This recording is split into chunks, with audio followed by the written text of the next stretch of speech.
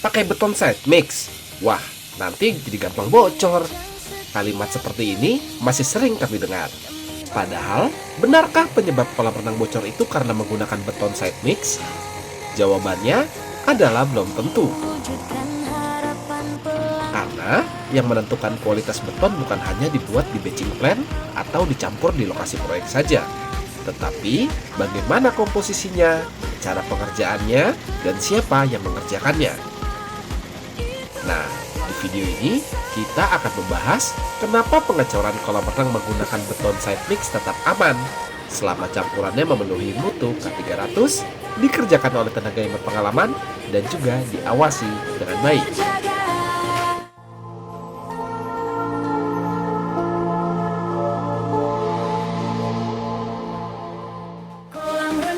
Banyak orang mengira beton itu cuma campuran semen, pasir, batu, dan air. Kalau bahannya sama, ya hasilnya pasti sama.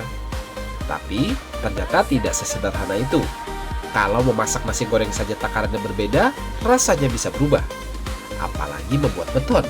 Sedikit saja airnya berlebihan, maka mutunya langsung turun.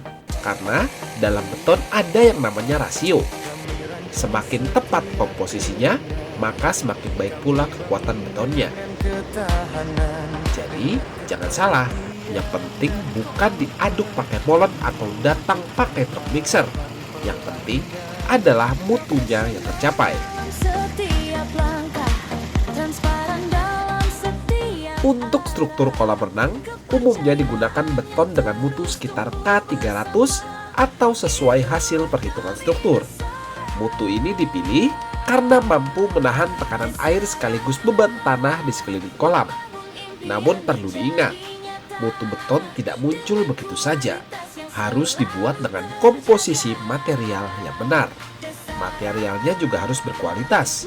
Pasir bersih, batu split sesuai ukuran, semen yang masih baik, dan air yang layak digunakan. Kalau salah satu materialnya buruk, maka mutu beton juga ikut turun. Lalu, kenapa masih banyak proyek menggunakan side mix? Karena pada beberapa kondisi, side mix justru lebih efektif.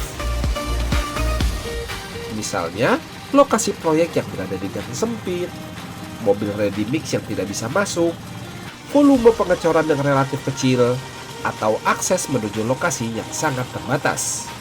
Daripada memaksakan ready mix yang justru sulit dijangkau, set mix akan menjadi solusi yang lebih realistis. Tentu saja dengan syarat dikerjakan menggunakan standar yang benar.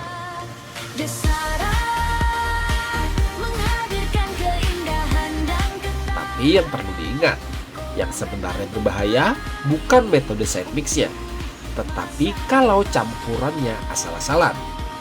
Misalnya, air ditambah terlalu banyak supaya gampang dituang, pasirnya masih bercampur lumpur, perbandingan material berubah-ubah setiap adukan, atau tenaga cor yang belum berpengalaman. Kalau seperti itu, mau side mix ataupun ready mix, hasil akhirnya tetap bisa bermasalah. Jadi, jangan menyalahkan metodenya. Yang harus diperhatikan adalah sistem pengerjaannya.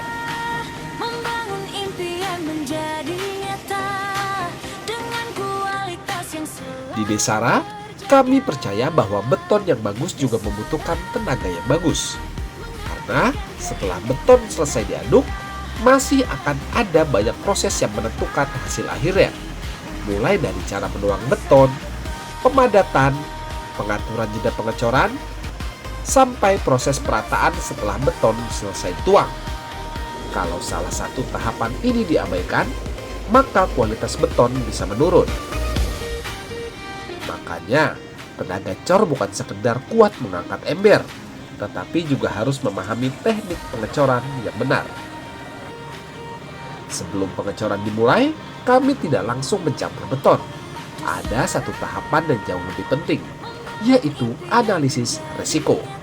Misalnya, apakah cuaca memungkinkan untuk pengecoran, bagaimana akses distribusi material, apakah bekisting sudah kuat, apakah pembesian sudah sesuai gambar, apakah seluruh plumbing sudah selesai dipasang. Kalau salah satu dari semua itu belum siap, maka pengecoran sebaiknya ditunda. Karena memperbaiki beton yang sudah mengeras jauh lebih sulit daripada mencegah kesalahan sejak awal. Setelah sebuah resiko diketahui, langkah berikutnya adalah menentukan mitigasinya. Misalnya, kalau cuaca diprediksi hujan, bagaimana perlindungan area pengecoran? Kalau akses material terbatas, bagaimana strategi distribusinya?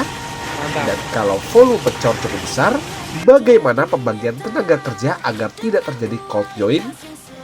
Semua sudah direncanakan sebelum pekerjaan dimulai, karena pekerjaan yang baik bukan yang paling cepat, tetapi yang paling terencana.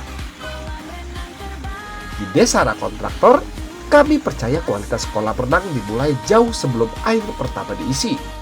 Mulai dari survei, perencanaan, analisis risiko, penentuan metode kerja, pemilihan material, sampai proses pengecoran. Semuanya harus memiliki standar yang jelas.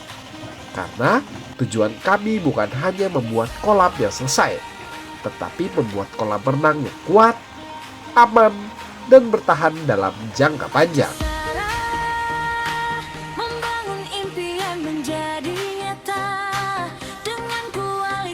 Kalau Anda sedang berencana membangun kolam renang, jangan langsung fokus bertanya berapa harga per meternya.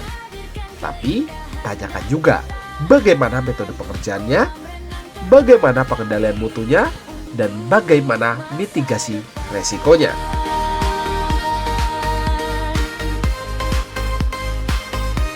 Jadi, kalau Anda berada di wilayah Jabodetabek, Desara Kontraktor juga menyediakan survei gratis tanpa biaya.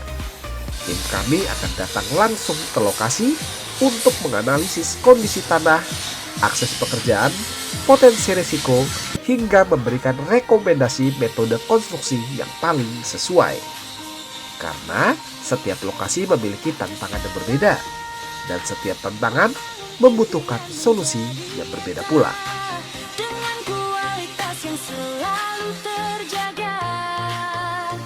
Kalau Anda ingin membangun kolam renang dengan proses yang terencana, mengutamakan kualitas, dan menerapkan mitigasi resiko di setiap tahapan, maka tim Desara Kontraktor siap membantu Anda.